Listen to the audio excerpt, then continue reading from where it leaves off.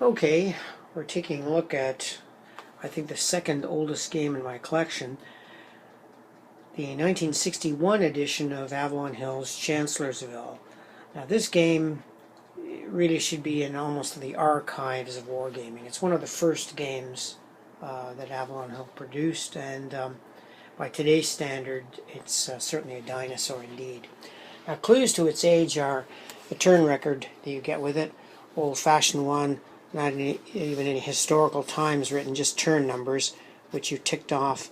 And the edition I got, I guess the fellow only played it once. I just picked this up at WBC this year. The rules book is literally just a pamphlet, 4 pages of rules. And I'll get to them in a minute. You got an order of battle, listing every single unit, a little historical summary and general notes, and a reference folder giving you examples of play, which unfortunately, even for 1961, was still not complete. There were rules problems even back then. And of course the old classic Avalon Hill combat results table, which was used in many of their games, including Waterloo, Stalingrad, Gettysburg, etc. So we'll take a closer look at the pieces and talk a little about this old classic. Now, when this game came out in 1961, I was only 10 years old, and by the time I got into wargaming, which was 1969, Chancellorsville had achieved kind of a cult status at the time. It was considered to be a very rare game, hard to get, and long before the internet, you just had no way of seeing this game. My friends didn't own a copy, so it was kind of a legend for us back in 1969. I eventually did see the game in about 1970, and several years later acquired a copy. And once the internet came in and communications were much better and you had access to games, this game is going for collector prices. I mean, like $100, $150, and that was 1970s dollars. So it was quite a collector's item at the time. Now in 1974, Avalon Hill reissued the game and redid it, and I won't say much about that game. We're reviewing the 61 edition here. So this is really a dinosaur. Now let's take a closer look at the counters and tell you a little bit how the game worked. Now the board was primitive by today's standards, but it certainly was functional, and there was no argument as to what hex was what hex. For example, that was clearly a woods hex, and that was a woods hex with a stream. That was clear terrain. Certainly a road hex was easy to identify, and that was a river hex. So there was no argument about terrain. And the interpretation of the terrain was fair enough. Primitive, but fair. They had the heights here behind Fredericksburg of Murray's Heights, some high ground near Tabernacle Church and Salem Church, and it was a reasonable interpretation of the ground, albeit rather primitive. But the counters themselves were very good quality, typical for Avalon Hill in those early days in 1958-61. The backs of them, like this one here, were green, almost like they were green felt. Now, they were not green felt, it was just green paper, but the quality of the counters was very high, and they were also fairly thick. You got these little fortification counters, which doubled units, and Union were in their typical blue, but they decided to put the rebels in kind of a pink color. Gray would have been nice, but Avalon Hill just wasn't doing that back then. They chose pink. Now, the unit size for Confederates, the Confederates had artillery battalions, so these represented like 20 guns or so. Their main units were divisions, so there's Rhodes' division, and there's McLaw's division. But the divisions could be broken down into their brigade counters, so you could make change from a 10 and break it down into its constituent brigades, if you liked. The Union units were also divisions, and the Union had these really neat pontoon bridges, which they could lay across the Rappahannock or Rapidan to cross the river easily. They also had these really cool assault boats. So the way they worked was you'd put the assault boat in the river hex, the division would hop on, and next turn it could cross. So the game was really much the campaign of Chancellorsville, not the Battle of Chancellorsville. Chancellorsville was just a simple hex on the board. The real Battle of Chancellorsville happened around here, but this was really more the situation in 1863. Now, rules anomalies. With 4 pages of rules, one would think there wouldn't be much in the way of anomalies. But on Consim World, there was a discussion about the setup and the interpretation of various artillery rules. And at the time, back in 69-70, when I first played it, I remember we had those same questions. And I'm going to try to show you some of the anomalies that existed in the rules. One of the main problems of the game was the definition of this primary zone of control in the dark here and the secondary zone of control. Artilleries had secondary zones of control and primary, while infantry only had primary. And I'll try to illustrate the problems that occurred with that rule. Okay, here's the situation. Let's say we have Nelson's battalion of artillery here and Birney's division of infantry. The rules specifically state that if an infantry enters the secondary zone of an artillery unit, it must attack. Literally, it must attack. So Birney had to attack Nelson at 6-2, 3-1 odds, roll on the table, and any adverse results against the artillery were ignored. Okay, that was simple enough. But what if you rolled an exchange? It was totally undefined. An exchange meant, in theory, that Nelson is invulnerable, couldn't be removed, but Birney would have to be removed, making artillery extremely powerful indeed. Now that's what the rule says. Now I remember back in 69-70 we kind of did a house rule where if Birney moved into the secondary zone, Nelson could attack Birney at 1-3 odds, which changed things subtly and made the artillery less powerful. But that is not what the rules state. Birney would actually have to endure a 3-1 attack, hope that he lives, and the next turn go in and he would be affected or affect Nelson. Thus, if you had infantry with artillery, it became very powerful indeed. Example, Birney enters this square. Well, according to the rules, he's got to attack Nelson and Rhodes, so 6-12 would be a 1-2. Very, very, very tough indeed. Artillery was extremely powerful. That was something that was never really resolved in the rules. And it was never answered in the general magazine either, because Chancellorsville was out of print by the time the general magazine came along. Chancellorsville was never a big hit with Avalon Hill, and even the 74 edition didn't do very well either. Also, there was a question about the setup. Many players, including myself, in the 74 edition and in the 61, allowed the Confederates to set up in their brigades. Well, by the rules, you could set up them in brigades, but they had to set up in one hex. So McLaws, for example, if you wanted to break down at brigades, had to set up all his brigades in one hex. And there was other interpretations, which people spoke about on Consim, which said that wasn't the case. You could actually spread out your brigades and set up wherever you want. That isn't what the rules say. So, although this is an old classic, there were rules anomalies.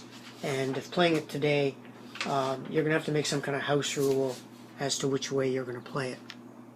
Anyway, I'm going to just do a fool around game here. I'm going to play with the original hardcore rules. That's the strict interpretation of the artillery, that Birney in this case would have to attack the two of them. And that's going to be really, really tough, I know. But I just want to fool around with this old classic game and just see how it goes.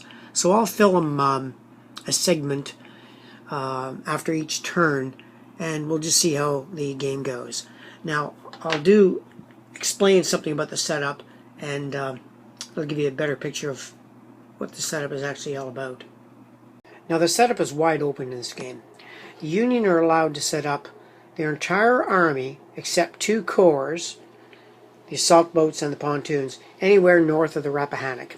So what I did was I set up the cavalry here to swim across. I set up infantry all along the way here, and then kept 2 corps aside. Then the Confederates set up wherever they want south of the river, and this is obviously not the optimum setup. I kind of went with a historical setup, where the Confederates are more or less defending from Banks Ford down the Rappahannock here heavily with fortifications. I have to fix that up there. And then the Union are allowed to place their 2 corps with the assault boats and pontoons. So I set up the 2 corps here, and they want to make an assault crossing on turn 1. So I'm going for a semi-historical setup. This is not the optimum setup, I know. This game's setup is wide open. Every game is going to look different because the setup is so important to this game. As we know in real life, the cavalry of Hooker was actually sent on a huge raid, Stoneman's raid, behind the Confederate line. In this game, all the cavalry is present. So with that, that's the setup. And I'll do a turn 1, and we'll see how this old classic game plays out. Okay, we're taking the action here after the Union have moved for turn 1. In the upper Rappahannock, I've had the cavalry enter the river, and they're crossing at all points. The rules are that when you enter the river, you must stop. Over here in the middle, we've got some corps crossing, French, and we've got a pontoon bridge getting ready to go on to the square next turn. And we've got a division crossing at Scott's Dam. Over here, no movement at all. Over here, no movement at all. But down on the far, far, far Confederate right, we've got Birney and Whipple's division using assault boats and crossing here at the lower Rappahannock. So let's see what Robert E. Lee can do against this assault. Okay, I didn't do too much with the Confederates. Remember, we're not even playing with any kind of modifications, so there's no doubled road movement in this version of the game. You literally can move your movement factor, which for the cavalry is 8, artillery 6, and infantry 4. And forest is very expensive to move into. You move in and you must stop. So all I've done is move Stewart's division out here, guarding the Wilderness Tavern, move some artillery up here alone, which looks like a risky move, but keep in mind that the secondary zones of artillery make them very, very powerful, because infantry has to stop in them and attack. Over here at Banks and Blind Ford, I've kept up the 2 divisions here, Anderson and McLaws. I've not broken down the units into the brigades, because I don't think they need to right now. And down here, I've responded with moving A.P. Hill with several pieces of artillery down to the far right. So this situation is still developing here. Confederates are playing a cautious game, waiting to see what the Union plan will be. Okay, I had to do a correction on the Union setup. I actually did an illegal move having to do with assault boats. Assault boats can only move from a road hex to a river hex. So going down here to this river was illegal. So I've just adjusted that. We'll have the Union divisions cross here instead, which is a legal move. So with that, we'll proceed with the turn 2 move and see what the Union can do. Okay, this is the situation after the Union have moved for turn 2. They've got 2 divisions here concentrated on the other side of the river. I've put them on the same square to give a good defense of 12. Meanwhile, 2 more divisions are crossing the assault boats, and I've brought lots of artillery up here for support fire. Way up the Rappahannock, we've got the cavalry crossing there. They've crossed the Rappahannock and they're now approaching the Rapidan. Also, we're building a pontoon here at U.S. Ford, and the rest of the divisions will be able to scoot across soon. I had to move him out of the range of Confederate artillery because, of course, by the hardcore rules, they would be considered to be attacking. So that's it for the Union turn 2 move. Let's see what the Confederates do in response. Will they be able to repulse this crossing here at the south or counterattack? We'll soon see. Okay, the Confederate response to turn 2 is as follows. Stuart moved up here to McNeil's and Culpeper Ford to block the Union cavalry crossing. The artillery here fell back to try to contain these fellows that are crossing at U.S. Ford. And in the next turn, turn 3, that pontoon bridge will be completed. The Confederates also moved some divisions down. The main move by the Confederates was moving A.P. Hill here with a whole bunch of artillery into one big gigantic stack. The Confederates are allowed to stack 22 factors, and with the woods being so prohibitive to move, the Union won't really be able to do much except do a huge assault here on A.P. Hill. At best might be a 1-to-1. So one thing about these simple games with so few counters, I haven't felt the need to break down the counters yet. You can get some pretty skewy results. Now I looked at the A.P. Hill attacking these two divisions. It would have been a 1-to-1. And in the old Avalon Hill table, you don't want to be attacking at 1-to-1 too often. The Confederates couldn't afford to lose an entire division, their biggest one, with an adverse die roll at this point. So that's the Confederate response to turn 2. Go on to turn 3 and let's see what the Union can do. Okay, this is after the Union have moved for turn 3. We'll actually have some of our first attacks. The Union horse artillery will be able to attack Stuart here at 1-to-2. And we have a required combat where these 3 divisions have to attack those artillery at about, what, 12, 17 to 4, 4-to-1. Because of the new rules with artillery, or the rather stringent rules for artillery. Over here, Union just can't afford to do a 1-to-1 against A.P. Hill. So they'll be moving in and they will have to attack these artillery units, not at great odds, just to earn the right to stay in those zones. So I'll do those attacks now, roll the dice, and we'll follow the action after the attacks. On second thought, it might be fun to actually see the attacks and bring back some old memories with this old combat results table. So in this attack we've got the Cavalry 3 attacking the 4, which is apparently doubled. Someone asked a question years ago if units are still doubled even when artillery fires across the river. The answer was yes. So it's a 3-to-8, which is technically 1-to-3, which really doesn't do any good to the defender at all. So no adverse effects for the artillery. Nothing happened there. Now here we have a required attack, 12-17 to 4. The Union are forced to do a 4-to-1 just to earn the right to stay in that square, those squares. So let's roll, see what we get. And they rolled a 3, which is defender eliminated, but we can ignore that because long-range artillery, you ignore adverse results. Over here, horse of a different color. We've got 11, 17, 23, and well, I guess that's halved. 23 plus 3, 26, 26, 2, 4, 7, 9.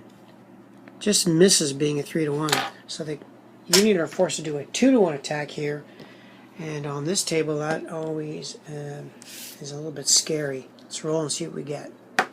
2-to-1 with a 5. Now we've got that dreaded result exchange, which is what caused so much controversy back in 61.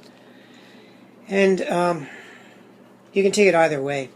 You can either take it that the Union has to lose as many factors as the artillery is supposed to have, or ignore the result. I'm going to say we ignore the result because it's not a true exchange.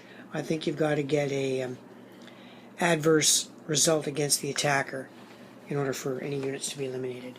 Or else the artillery would just be way too powerful. So that's the way I'll play it for this game. Whether it's right or not is any man's guess, because the original designer is not around to answer questions on this old classic. So let's do the Confederate response to turn 3. Okay, the Confederates are starting to react to the flank move here. They've moved Stuart back, they've moved some artillery up, and McLaws is marching to the west from Scott's and Blind's Ford. Anderson finally broke down into brigades to cover the two fords, with 2 brigades at each ford. A.P. Hill fell back to these entrenchments and is supported by Early in entrenchments with artillery. So this will be a very tough nut to crack if the Union come across. So Lee is yielding to the fact that he can't stop the Union from crossing here. And with the Union crossing in force, we're going to have a pincer movement going, and maybe these corps can march in and make a pontoon bridge here perhaps, and get this campaign underway. So we'll do turn 4 now for the Union.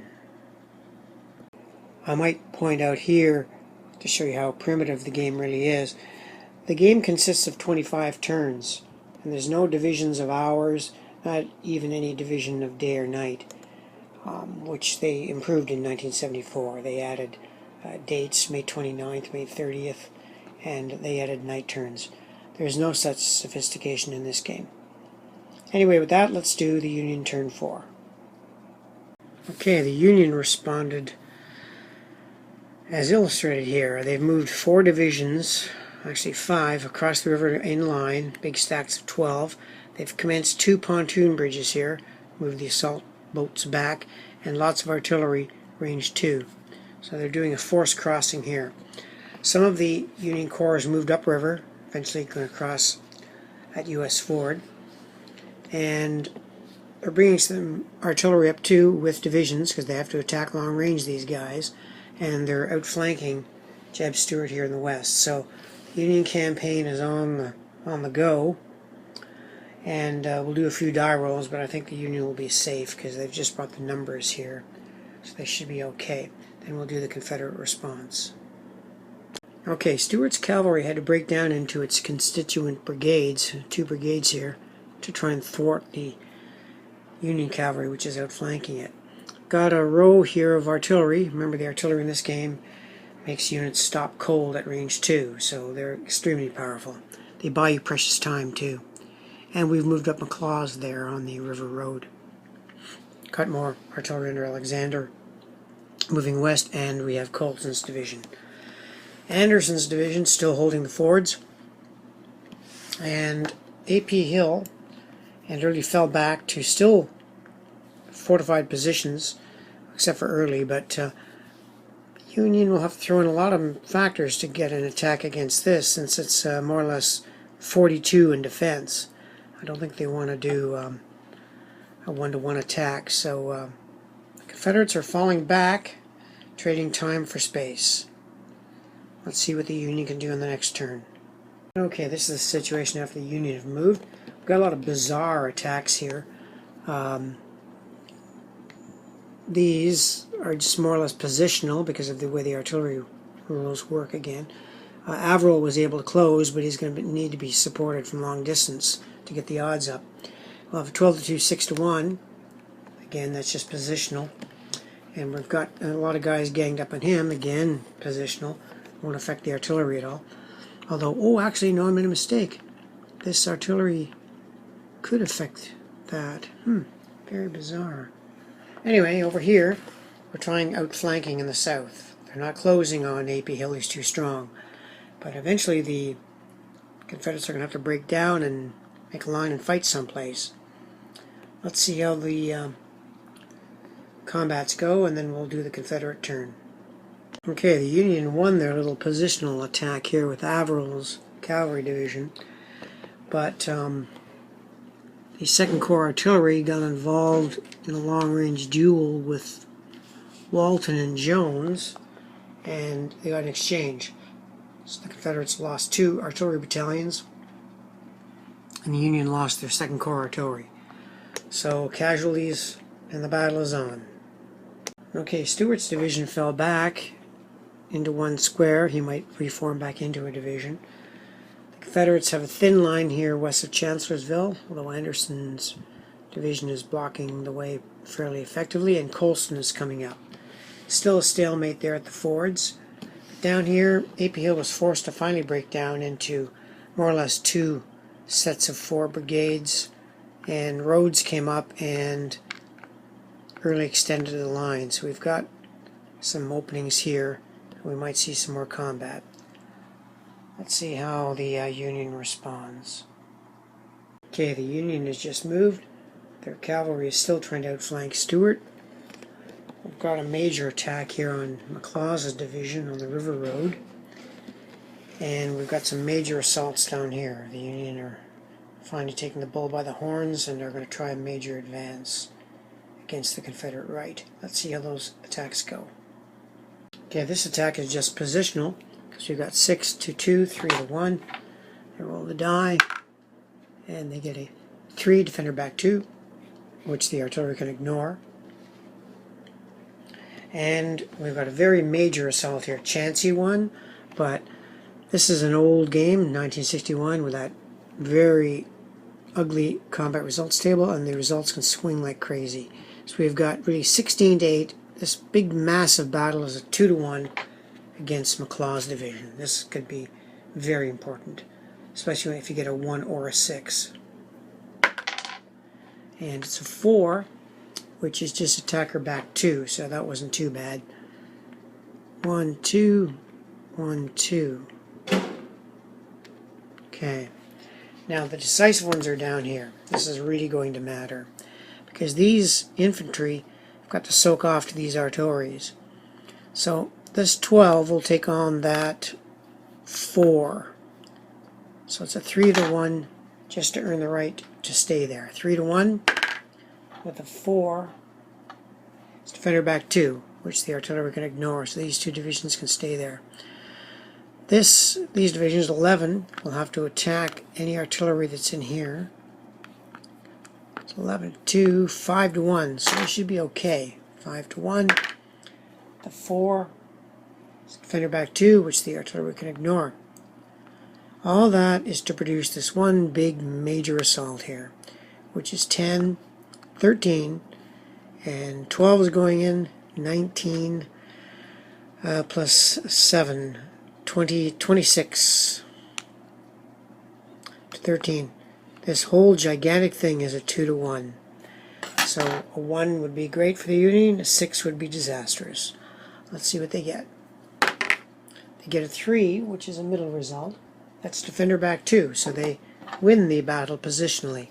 Confederates have to go back 2 squares. There's no advance after combat in this game unless you take a fortification or a hill. So all that was just for position. Let's see what the Confederate response will be. Okay, Stuart continues to fall back before the superior cavalry. These artilleries will stay near Chancellorsville, but Lee's going to do perhaps a risky counterattack. It's 3 to 1, but if they got an exchange, it wouldn't be too good. They're going to attack Wadsworth's division. Down here, they're orchestrating another 3 to 1 attack against Howe, with the artillery soaking off to here. So these again are chancy, and the dice could determine much. Let's see how they go. Okay, we'll do the 3 to 1 attack there near Scott's Dam. Confederates roll a 5. Which is an exchange. That's not too good. So Wadsworth is destroyed, and the Confederates have to remove at least 5 factors.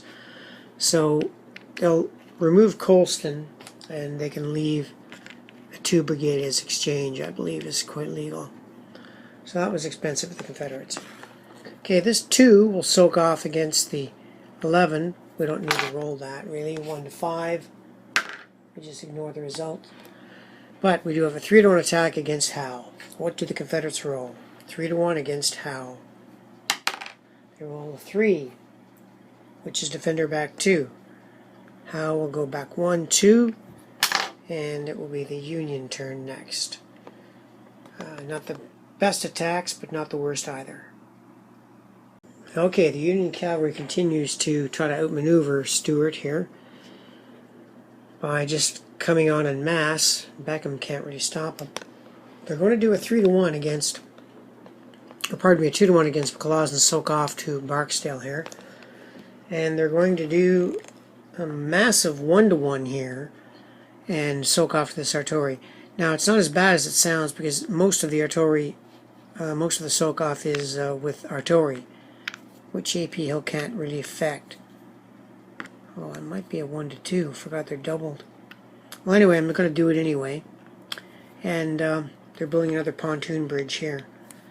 So we've got some more Union attacks. Let's see how they go. Again, this is positional. 5, 6, 7, 8, 9, 12 to 2, 6 to 1. Well, that just earns them the right to stay there.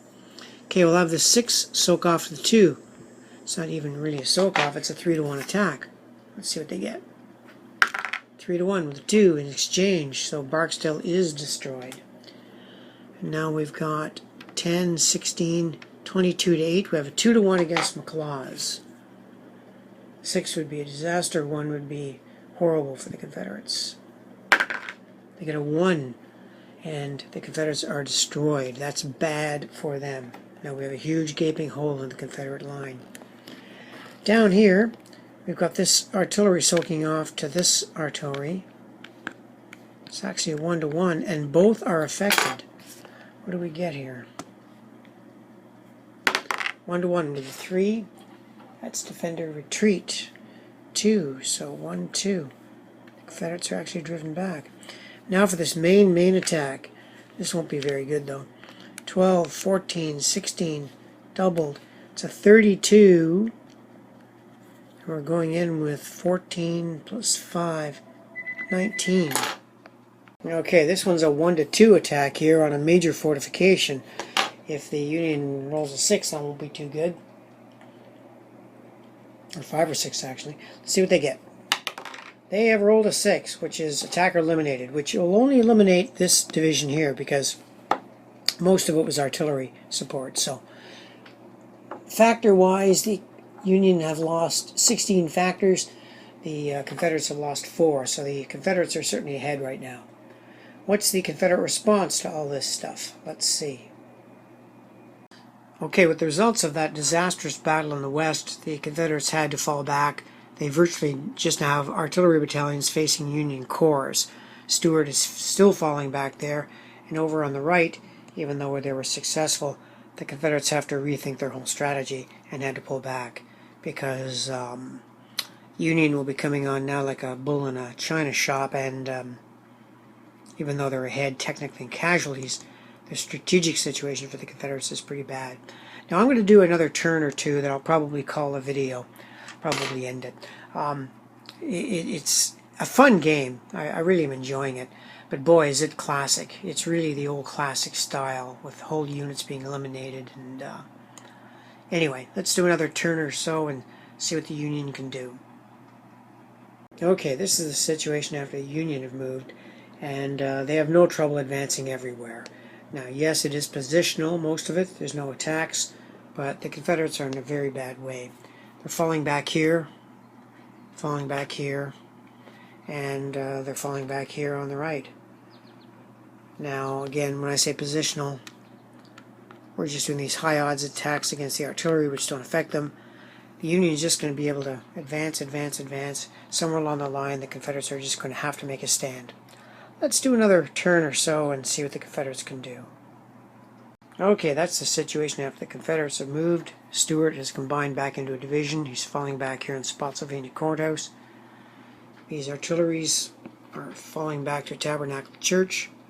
These are still holding the fords, and the right flank has retreated considerably, pulling inland. And the Union, of course, will advance. So I think at this point I'll call the video and do a summation of the game. Okay, there's a good overview of where the game ended on turn 8. And there still is a game here. Lots could happen. But overall, you can see the Union are across here in force. They'll have no trouble pushing this way. They're across here and eventually sort of pinceringly in. Now, by the original rules, the Confederates could just fall back and hold on these fortifications, and it probably would go down to a bunch of 1-to-1 or low odds attacks. That's just the nature of the beast for this old classic. So, did I have fun playing it? Yeah, I actually did. and it would be fun with an opponent just to break out this old classic. But I'm not defending it in the sense comparing it to modern games. There's just no comparison. This is a dinosaur, very old game, and I have great respect for it. Again, for when it was designed, 1961, for God's sakes. That is one heck of a long time ago. So that's it for Avalon Hill's Chancellorsville, a game I don't think you're going to pick up or play in the near future. It is what it is. So thank you for watching.